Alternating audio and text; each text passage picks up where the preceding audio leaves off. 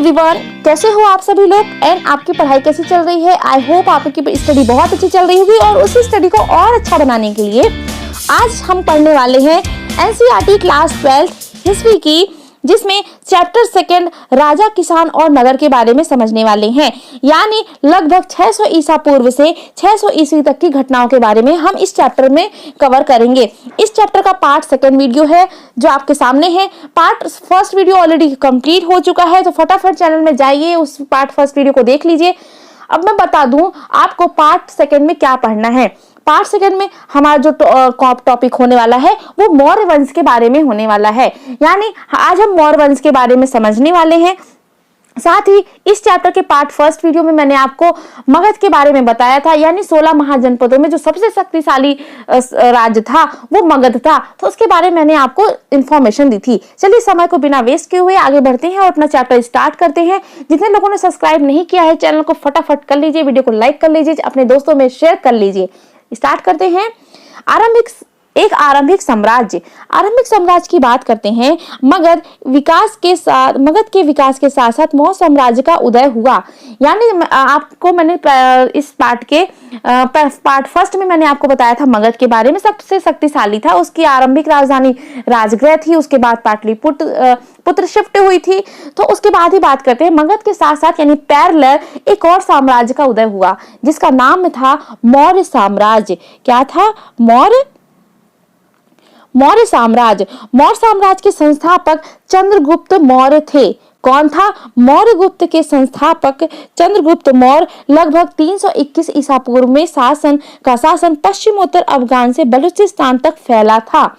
उनके पौत्र अशोक, जिन्होंने आरंभिक भारत का सर्वप्रसिद्ध शासक माना गया है, आरंभिक भारत का सर्वप्रसिद्ध शासक जिसे कहा जाता है उनका नाम है अशोक।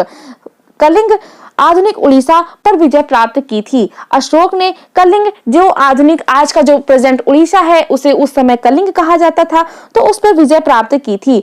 मौर्य वंश के बारे में जानकारी प्राप्त करना है। अब हमें मौर्य वंश के बारे में मैं बता दूं, मौर्य साम्राज्य इतिहास की रचना के लिए इतिहासकारों के विभिन्न प्रकार के स्रोतों का उपयोग किया गया है।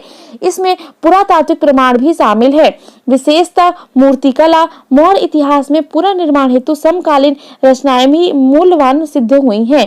जैसे चंद्रगुप्त मौर्य के दरबार में आए यूनानी राजदूत मेगास्थनीज द्वारा लिखा गया वर्णन।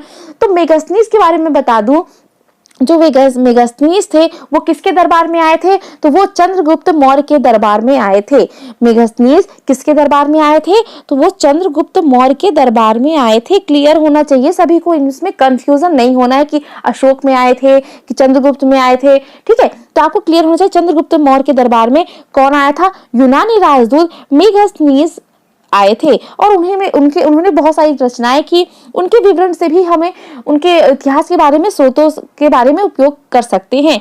आज इनके कुछ अंश भी उपलब्ध हैं और साथ जिनका उपयोग प्रायः किया जाता है वह अर्थशास्त्र हैं। संभवतः इसके कुछ भागों की रचनाएं कौटिल्य या चाणक्य ने की, जो कि चंद्रगुप्त के मंत्री थे। अब चंद्रगुप्त के मंत्री कौन थे? तो वो थे कौटिल्य। कौटिल्य ने अर्थशास्त्र में बहुत सारी रचनाएं लिखी हैं। साथ ही मौर्य शासकों का उल्लेख परवर्ती जैन, बौद्ध और पौराणिक ग्रंथों साथ तथा संस्कृत वाड्यम में भी मिलता है। यद्यपि उक्त साक्ष्य बड़े उपयोगी हैं, लेकिन पत्थरों और स्तंभों पर मिले अशोक से अभिलेख प्रायः सबसे मूल्यवान माने जाते हैं। अब जो पत्थरों पर अभिलेख मिले हैं उसमें अशोक का जो नाम मिलता है वो सबसे ज्यादा महत्वपूर्ण माने जाते हैं कि हम उस काल की जानकारी किस प्रकार से निकाल सकते हैं। यानी उस काल की जानकारी में क्या क्या था वो हम अभिलेखों से हम जान सकते हैं। अशोक वह पहला सम्राट था जिसने अपने अधिकारी और प्रजा के लिए संदेश प्राकृतिक पत्थर और पॉलिश किए हुए स्तंभों पर लिखवाए थे। अशोक पहला सम्राट था जिसने अपने अधिकारियों और प्रजा के लिए जो संदेश होता था वो प्राकृतिक पत्थरों पर पॉलिश किए हुए स्तंभों पर लिखवाया करता था। अशोक ने अपने अभिलेखों के माध्यम से धम्म का प्रचार किया। इसमें बड़ों के प्रति आदर, सन्यासी और ब्राह्मणों के प्रति उदारता, सेवकों और दासों के साथ उदार व्यवहार और दूसरे के धर्मों को परंपराओं का आदर शामिल था।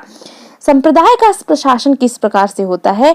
मौर्य साम्राज्य के 5 प्रमुख राजनीतिक केंद्र थे। मौर्य साम्राज्य में 5 प्रमुख राजनीतिक केंद्र थे। कौन से थे? राजधानी पाटलिपुत्र और 4 प्रांतीय केंद्र थे, तक्षशिला, उज्जैनी, तोसली, सुवर्णगिरी। याद रखिएगा, मेरे साथ एक बार आप लोग बोल लीजिए, नहीं अगर आप बोल रहे हैं तो नोट डाउन कर लीजिए ताकि आप बाद में रिवीजन कर लीजिए।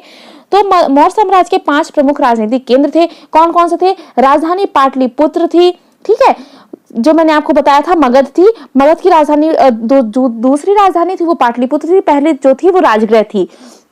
पाटलिपुत्र के साथ तक्षशिला, उज्जैनी, तोसली और सुवर्णगिरी थी। 4 नाम आपको देखने को मिलेंगे, तक्षशिला, उज्जैनी, तोसली और सुवर्णगिरी।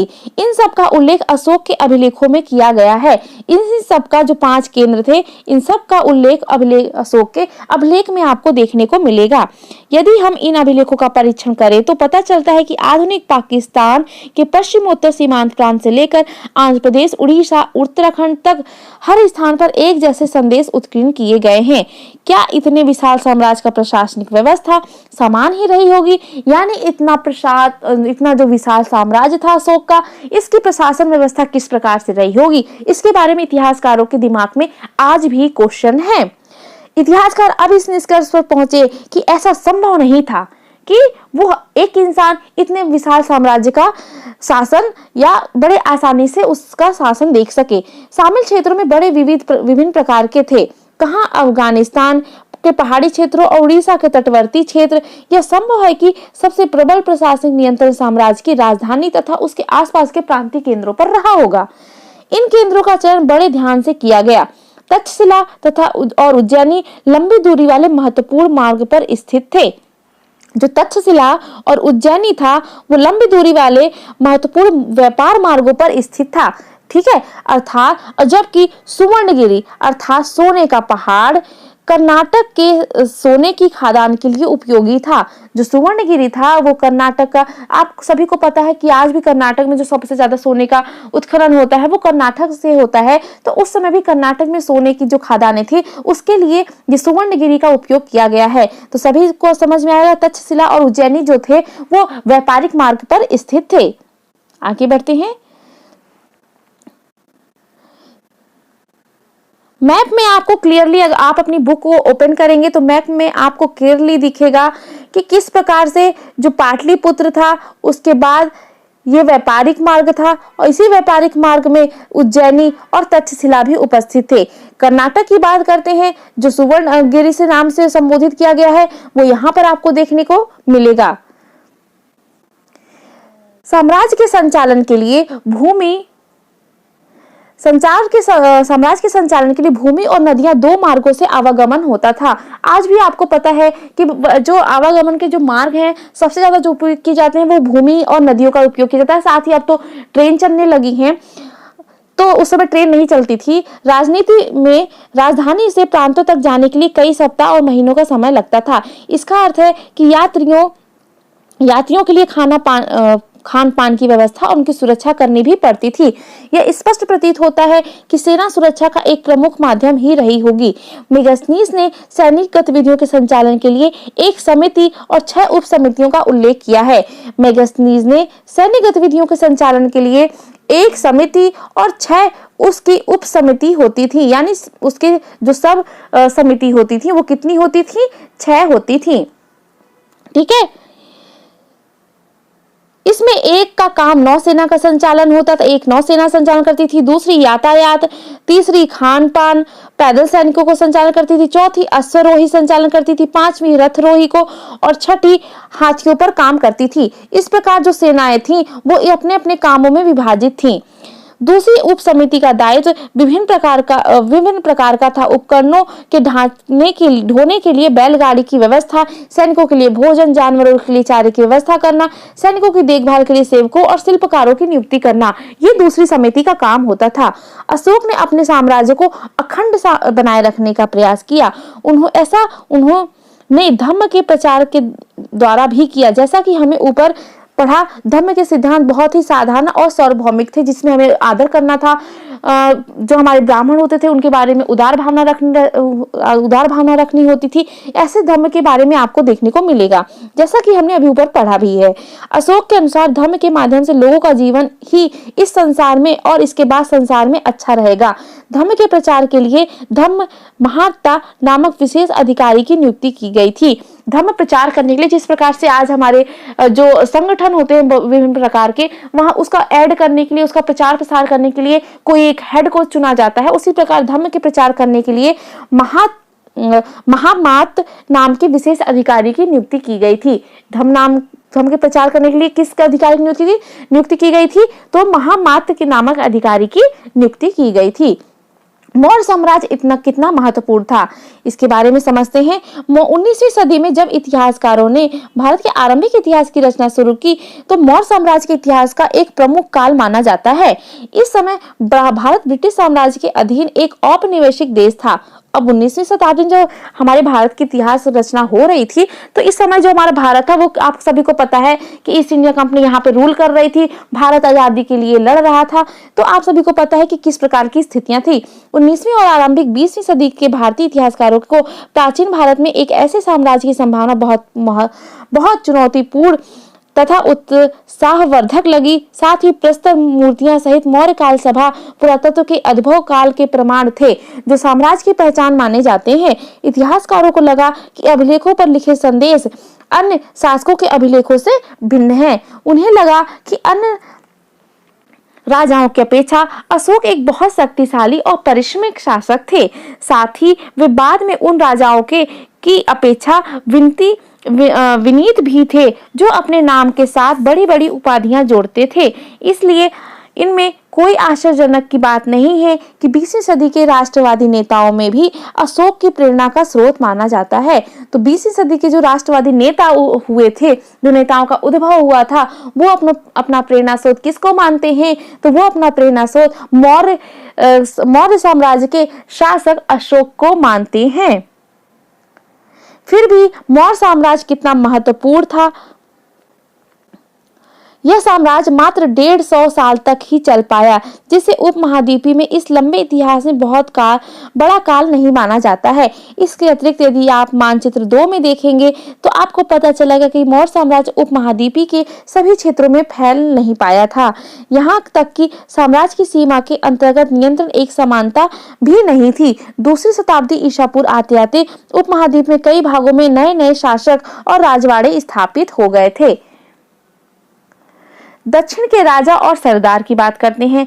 अब मगध तो उत्तर में था, दक्षिण की बात करते हैं। उत्तरी उपमहाद्वीप के दक्कन और उससे दक्षिणी क्षेत्र में स्थित तमिलकम अर्थात तमिलनाडु एवं आंध्र प्रदेश और केरल के कुछ हिस्से में चोल, चेर, पांड्य जैसे सरदारियों का उदय हुआ था। तो दक्षिण में आपको कौन कौन देखने को मिलेगा? इस दक्षिण के क्षेत्र में चोल, चेर, पांड्य। चोल, चेर, पांड्य। मेरे साथ आप बोलेंगे, दक्षिण की तरफ जो साम्राज्यों का उदय हुआ था उनमें चोल, चेर और पांड्य शामिल थे। ये राज्य बहुत ही समृद्ध और स्थायी सिद्ध हुए। सरदार और सरदारी की बात करते हैं। सरदार एक शक्तिशाली व्यक्ति होता है, जिसका पद वंशानुगत भी हो सकता है और नहीं भी। उसके समर्थक उसके खानदान के लोग होते हैं। सरदार के कार्यों में विशेष अनुष्ठान का संचालन, युद्ध के समय नेतृत्व करना, विवादों को सुलझाने में मध्यस्थता की भूमिका निभाना, ये सब सभी शामिल होता है। वह अपने अधीन लोगों से भेंट लेता है, जबकि राजा कर वसूल करते हैं। तो राजा और सरदार में थोड़ी सी भिन्नता है। तो सरदार क्या करते हैं? वो लोगों से भेंट लेते हैं, लेकिन राजा कर वसूल करते हैं। जिस प्रकार से आज हम टैक्स देते हैं, तो हमारे गवर्नमेंट क्या कहलाई? वो राजा कहलाई। लेकिन अगर हम इन्हें गिफ्ट देते, हम मतलब अपने मन से देते, तो ये हमारे सरदार कहलाते और अपने समर्थकों में उस भेंट का वितरण करता। सरदारी में समानता कोई स्थायी सेना या अधिकारी नहीं होते हैं। तो ये थी बात सरदार और राजा के बारे में, डिफरेंस था एक। हमने इन राज्यों के बारे में विभिन्न प्रकार के स्रोतों से जानकारी मिलती है। उदाहरण के तौर पर प्राचीन तमिल संगम ग्रंथों में ऐसी कविताएं हैं जो सरदारों का विवरण देती हैं। उन्होंने अपने स्रोतों का संकलन वितरण किस प्रकार से किया है। कई सरदार और राजा लंबी दूरी के व्यापार द्वारा राजस्व जुटाते थे। इसके इनमें मध्य पश्चिम भारत के क्षेत्रों पर शासन करने वाले सातवाहन लगभग द्वितीय शताब्दी ईसा पूर्व से द्वितीय शताब्दी ईसा तक और उपमहाद्वीप के पश्चिमोत्तर और पश्चिम में शासन करने वाले मध्य एशियाई मूल के शक शासक शामिल थे। तो शक और सातवाहन के बारे में भी हमें जानकारी मिलती है। उनके सामाजिक उद्गम के बारे में अधिक जानकारी तो नहीं है, लेकिन जैसा कि हम सातवाहन शासकों के बारे में अध्याय 3 में पढ़ेंगे। हम सातवाहन शासकों के बारे में किस अध्याय में पढ़ेंगे? 3 में, और चौथे में बौद्ध और जैन धर्म के बारे में पढ़ेंगे। एक बार सत्ता में आने के बाद उन्होंने ऊंचे सामाजिक अस्तित्व का दावा कई प्रकार से किया था। तो सातवाहन के बारे में हम चैप्टर नंबर 3 में कंप्लीट करेंगे। चलिए जानते हैं भाषाएं और लिपि क्या होती हैं। अशोक की अधिकांश भाषाएं प्राकृत में, जबकि पश्चिमोत्तर से मिले अभिलेख आरमाइक और यूनानी भाषा में लिखे हैं। जो अशोक हैं, जो मौर्य साम्राज्य के प्रसिद्ध शासक है, तो अशोक के जो मोस्टली जो अभिलेख हैं वो किस भाषा में है? प्राकृतिक में है। लेकिन जो पश्चिम के साइड से जो अभिलेख मिले हैं, जो पश्चिम के साइड से, भारत के पश्चिमी साइड से अभिलेख मिले हैं, वो किस भाषा में मिले हैं? वो अरमाइक और यूनानी भाषा में हमें मिलते हैं। प्राकृतिक के अधिकांश अभिलेख ब्राह्मी लिपि में लिखे गए हैं, जबकि पश्चिमोत्तर के जो अभिलेख हैं वो खरोष्टी में लिखे गए हैं। तो जो प्राकृतिक है तो उनकी लिपि क्या है? ब्राह्मी। और जो पश्चिमोत्तर से मिले हैं अरमाइक और यूनानी भाषा में, उनकी लिपि की बात करें तो उनकी लिपि है खरोष्टी। अरमाइक और यूनानी लिपियों का प्रयोग अफगानिस्तान में मिले अभिलेखों में किया जाता है। तो यानी आप सभी को अगर आप मैप देखेंगे तो मैप भारत के पश्चिमोत्तर से लगा हुआ अफगानिस्तान है, तो अफगानिस्तान में भी यही अभिलेख मिलेंगे। तो वो किस में मिलेंगे? खरोष्टी लिपि में। यूनानी लिपियों का प्रयोग अफगानिस्तान के अभिलेखों में किया गया है। तो आपको सिंपल से याद करना है, प्राकृतिक में जो लिखे हैं वो ब्राह्मी लिपि में लिखे गए हैं। पश्चिमोत्तर से जो मिले हैं अरमाइक और यूनानी में भाषा में लिखे हैं, उनकी लिपि खरोष्टी है। और अफगानिस्तान में मिले अभिलेखों में यूनानी लिपियों का प्रयोग किया गया है, और यूनानी लिपि में खरोष्टी लिपि होती है। समझ में आया सभी को? आगे बढ़े। सम्राट के अधिकार की बात करते हैं। सम्राट के अधिकार क्या क्या कार्य करते थे? मेगस्थनीज के विवरण का एक अंश दिया गया है। साम्राज्य के महान अधिकारियों में कुछ नदियों की देखरेख और भूमि मापन का काम करते थे, जैसा कि मिस्र में होता था। कुछ प्रमुख नगरों में उपनगरों के लिए छोड़े जाने वाले पानी के मुख्य द्वार निरीक्षण करते थे, ताकि हर स्थान पर पानी की समान पूर्ति हो सके। यह अधिकारी शिकारियों के संचालन करते थे। शिकारियों के कृत्यों के आधार पर उन्हें इनाम या दंड दिया जाता था। वे कर वसूली करते थे, यानी टैक्स वसूली करते थे, और भूमि से जुड़े सभी व्यवसायों का निरीक्षण करते थे। साथ ही लकड़हारों, बढ़ई, लोहार और खननकर्ता का भी निरीक्षण करते थे। तो ये सम्राट के जो अधिकारी होते थे उनका ये काम होता था। सेना के लिए हाथी पकड़ना। अब उस समय जो सेना होती थी उनके पास टैंक या बड़े बड़े मिसाइल वगैरह नहीं होते थे, तो उस समय जो काम करते थे वो घोड़े और हाथी ही करते थे। तो अर्थशास्त्र में सैनिकों और प्रशासनिक संगठन के बारे में विस्तृत वर्णन मिलता है। और अर्थशास्त्र किसकी है? तो अर्थशास्त्र है कौटिल्य की। कौटिल्य मैंने आपको बताया था चंद्रगुप्त मौर्य के मंत्री थे। उन्होंने अर्थशास्त्र नामक ग्रंथ लिखा था, और उसमें सैनिक और प्रशासनिक संगठन के बारे में हमें विस्तृत जानकारी देखने को मिलेगी। मिसाल के तौर पर हाथी पकड़ने के लिए उपाय के बारे में उनमें लिखा है कि हाथी वनों के संरक्षक, हाथियों को पालने वाले लोगों, हाथी के पैरों में जंजीर बांधने वाले लोगों, सीमा रक्षक वनवासी और महावतों के साथ मिलकर 5 से 7 हथनियों की मदद से जंगली हाथियों द्वारा गिराए गए मल मूत्र की पहचानते हुए उन्हें पकड़ने का काम करते थे। यूनानी स्रोतों के अनुसार मौर्य सम्राट के पास 6 लाख पैदल सेना, 30,000 घुड़सवार, 9,000 हाथी इस प्रकार से थे। कुछ इतिहासकार इस विवरण को अतिशयोक्तिपूर्ण भी मानते हैं, यानी ऐसा नहीं हो सकता इतनी सारी मात्रा में कोई हाथी पकड़ ले, कोई घोड़े रख ले, इतनी सारी पैदल सेना हो। तो कुछ इतिहासकार कहते हैं ये सिर्फ ऐसे फालतू की फेंकाबाजी है। दैविक राजा के बारे में समझते हैं। राजाओं के लिए उच्च स्थिति प्राप्त करने के लिए एक साधन विभिन्न देवी देवताओं के साथ जुड़ना था। मध्य एशिया से लेकर पश्चिमोत्तर भारत तक शासन करने वाले कुषाण शासकों की बारे में बात करेंगे। इस उपाय का सबसे अच्छा उदाहरण प्रस्तुत किया है। कुषाण इतिहास की रचना अभिलेखों और साहित्य परंपरा के माध्यम से की गई है। जिस प्रकार से राजा धर्म को कुषाण शासकों ने प्रस्तुत करने की इच्छा को सर्वोत्तम प्रमाण उनके सिक्कों और मूर्तियों से प्राप्त होता है। उत्तर प्रदेश में मथुरा के पास माट के एक देव स्थान पर कुषाण शासकों की विशालकाय मूर्ति लगाई गई थी। कहां पर? उत्तर प्रदेश के मथुरा के पास माट नामक स्थान पर कुषाण शासकों की विशालकाय मूर्ति लगाई गई थी। अफगानिस्तान के एक देव स्थान पर भी इसी प्रकार की मूर्तियां मिली हैं। कुछ इतिहासकारों का मानना है कि इन मूर्तियों के जरिए कुषाण स्वयं को देव तुल्य प्रस्तुत करना चाहते थे। कई कुषाण शासकों ने अपने नाम के आगे देवपुत्र की उपाधि लगाई है। तो आपसे क्वेश्चन पूछ सकता है कि देवपुत्र की उपाधि किस शासक की हुआ करती थी? तो आपको पता होना चाहिए देवपुत्र की उपाधि कुषाण शासकों की हुआ करती थी। संभवतः वे उन चीनी शासकों से प्रेरित हुए थे जो स्वयं को स्वर्ग पुत्र कहते थे। 4वीं शताब्दी से गुप्त साम्राज्य सहित कई बड़े साम्राज्यों के साक्ष्य मिलते हैं। इनमें से कई साम्राज्य सामंतों पर निर्भर थे, अपना निर्वाह स्थानीय संसाधन द्वारा करते थे, जिनमें भूमि पर नियंत्रण शामिल था। वे शासकों का आदर करते थे और उनकी सैनिक सहायता भी करते थे। जो सामंत शक्तिशाली होते थे वे भी राजा बन सकते थे और राजा दुर्बल होते थे बड़े शासकों के अधीन होते थे। गुप्त शासकों का इतिहास साहित्य, सिक्कों, अभिलेखों की सहायता से मिला है। साथ ही कवियों द्वारा राजा या स्वामी की प्रशंसा में लिखी गई प्रशस्तियां भी उपयोगी हुई हैं। यद्यपि इतिहासकारों इन रचनाओं के आधार पर ऐतिहासिक तथ्य निकालने का प्रयास करते हैं, लेकिन उनके रचयिता तथ्यात्मक विवरण की अपेक्षा उन्हें काव्यात्मक ग्रंथ मानते हैं। उदाहरण के तौर पर इलाहाबाद स्तंभ अभिलेख के नाम से प्रसिद्ध प्रयाग प्रशस्ति की रचना हरिशेन, जो स्वयं गुप्त सम्राटों के संभवतः सबसे शक्तिशाली सम्राट समुद्रगुप्त के राजकवि ने की, ये संस्कृत में थी। गुप्त सम्राट का सबसे शक्तिशाली जो था वो समुद्रगुप्त था और उनके राजकवि हरिशेन थे। उन्होंने प्रयाग प्रशस्ति जो इलाहाबाद स्तंभ के नाम से प्रसिद्ध है, तो प्रयाग प्रशस्ति इलाहाबाद स्तंभ के नाम से प्रसिद्ध है, उसकी रचना की थी। क्लियर हो गया? समुद्रगुप्त की प्रशस्ति के बारे में जानते हैं। यह प्रयाग प्रशस्ति का एक अंग है। धरती पर उसका कोई प्रतिद्वंदी नहीं था। समुद्रगुप्त में ऐसी जो उनकी प्रशस्ति थी उसके बारे में ऐसा लिखा है, उनमें ऐसा लिखा है कि उनके बराबर का कोई प्रतिद्वंदी नहीं था इस धरती पर। अनेक गुणों और शुभ कार्यों में संपन्न थे। अपने पैरों के तलवे पर अनेक राज्यों के यश को मिटा दिया। वे परमात्मा पुरुष थे। साधु भले की समृद्धि, असाधु बुरे के विनाश के कारण वे अज्ञेय हैं। उनके कोमल हृदय को भक्ति और विनम्र से ही वश में किया जा सकता है।